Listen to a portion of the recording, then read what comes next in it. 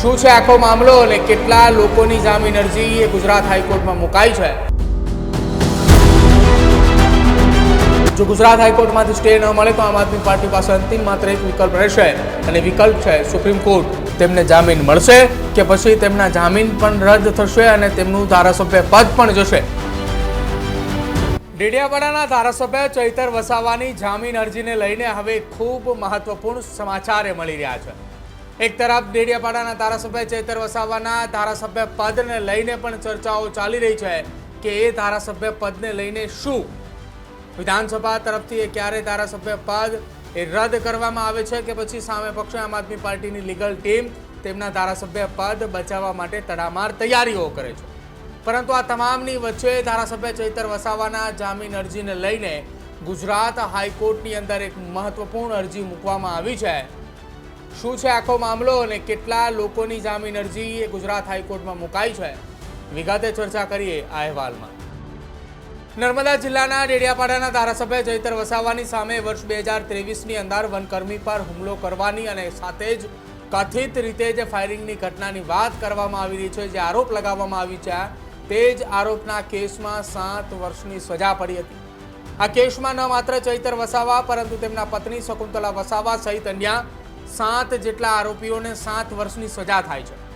એટલે કે કુલ 9 આરોપીઓને એ ડેડિયાપાડાની અંદર વર્ષ 2023માં બનેલી વનકર્મીના હુમલાના કેસની અંદર 7 વર્ષની સજા અને કોર્ટ તરફથી દંડ આપવામાં આવે છે.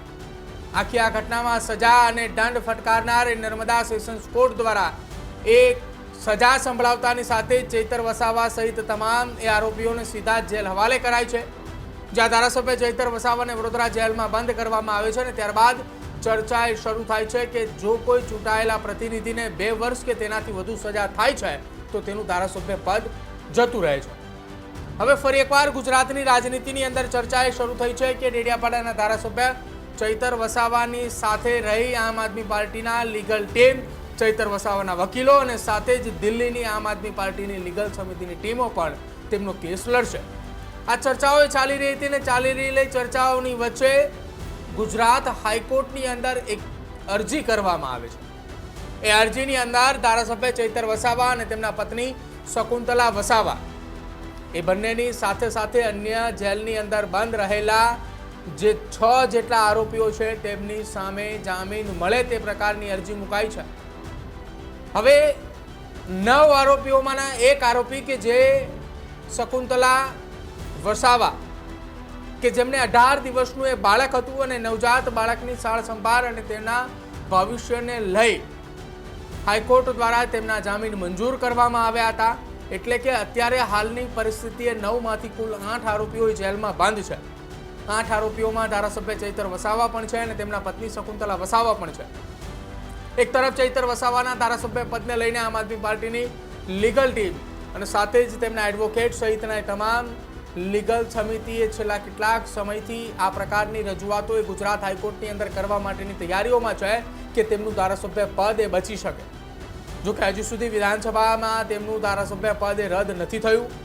બીજી તરફ હાઈકોર્ટની અંદર અરજીઓ કરી દેવાની શરૂઆત કરવામાં આવી છે અને જે સમાચારો સામે આવી રહ્યા છે કે જ્યાં પહેલી વખત આ તમામ અરજીઓ સંબંધિત દલીલો શરૂ થઈ હતી અને હવે શુક્રવારના રોજ ચૈતર વસાવાના કેસની અંદર તેમના ધારાસભ્ય પદ અને તેમના જામીન અંતર્ગત દલીલો થાય તેવી શક્યતાઓ વ્યક્ત કરવામાં આવી છે.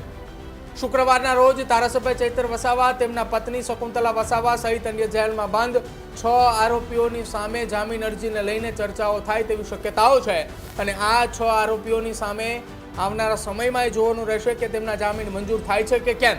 કેમ કે નર્મદા સેશન્સ કોર્ટ દ્વારા તેમને જે સજા સંભળાવવામાં આવી છે સજાની શરૂઆત તો થઈ ચૂકી છે. હવે જોવાનું રહેશે કે નર્મદા સેશન્સ કોર્ટે જે આર્મ્સ એક્ટ હેઠળ કે જે કથિત રીતે ફાયરિંગની વાત કરવામાં આવી હતી, જે ફરિયાદની અંદર ઉલ્લેખ કરવામાં આવ્યો હતો કે વનકર્મી પર ફાયરિંગની ઘટનાઓ પણ બની હોવાના આરોપો લાગ્યા હતા ચૈતર વસાવાની સામે, એ આરોપોને જોતા જ કોર્ટે સખતમાં સખત વલણ અપનાવ્યું હતું અને સજા એ સંભળાવી હતી. જો કે દરેક આરોપીઓને અલગ અલગ સજા અલગ અલગ કલમ હેઠળ સંભળાવી હતી, પરંતુ તમામે કલમો અંતર્ગત સજાની વાત કરવામાં આવે તો 7 વર્ષની સજા અને અમુક રકમે દંડની વાત કરવામાં આવી હતી. હવે હાઈકોર્ટની અંદર જ્યારે શુક્રવારના રોજ વધુ સુનાવણી હાથ ધરવામાં આવશે ત્યારે નક્કી થશે કે ચૈતર વસાવાનું ધારાસભ્ય પદ રહેશે, તેમને જામીન મળશે કે પછી તેમના જામીન પણ રદ થશે અને તેમનું ધારાસભ્ય પદ પણ જશે. હવે સવાલ એ ડેડિયાપાડાના લોકો અને સાથે જ આદિવાસી વિસ્તારના લોકો એ ચિંતાની અંદર અત્યારે એટલા માટે ક્યાંક છે કે શું હકીકતની અંદર ખરેખર આવનારા સમયમાં ચૈતર વસાવાના જામીન નામંજૂર થઈ અને તેમના ધારાસભ્ય પદની જે રદ કરવા માટેની જે વાતો ચાલી રહી છે રદ નહીં થાય, એટલે કે સસ્પેન્સ નહીં થાય. શું આ વાત અત્યારે જે ચર્ચાઈ રહી છે તેને લઈને હવે ગુજરાતની રાજનીતિમાં અને ખાસ આમ આદમી પાર્ટીના નેતાઓની અંદર એક ચર્ચાનો વિષય બન્યો છે કે ચૈતર વસાવાનું ધારાસભ્ય પદ જો રદ થતું અટકાવવું હોય તો ગુજરાત હાઈકોર્ટની અંદરથી ચૈતર વસાવાને મળેલી 7 વર્ષની સજા જે છે તેમાં સ્ટે લાવવો પડશે. જો ગુજરાત હાઈકોર્ટમાંથી સ્ટે ન મળે તો આમ આદમી પાર્ટી પાસે અંતિમ માત્ર એક વિકલ્પ રહેશે અને વિકલ્પ છે સુપ્રીમ કોર્ટ. અને ત્યારે એ જોવાનું રહેશે કે કેજરીવાલના એડવોકેટ ચૈતર વસાવાનો કેસ કઈ રીતે લડે છે. કેમ કે અનેક વખતે ચૈતર વસાવા જ્યારે જેલમાં ગયા છે દરમિયાન ચર્ચાઓ તે જ થતી હતી કે દિલ્હીના પૂર્વ મુખ્યમંત્રી અને આમ આદમી પાર્ટીના રાષ્ટ્રીય સંયોજક અરવિંદ કેજરીવાલના એડવોકેટ ચૈતર વસાવાનો કેસ લડશે. પરંતુ હજી સુધી એવી પ્રકારની કોઈ વાત સામે આવી નથી. પરંતુ જો સુપ્રીમ કોર્ટની અંદર મામલો જાય છે તો કદાચિત અરવિંદ કેજરીવાલના એડવોકેટ પણ મેદાન આવી શકે છે.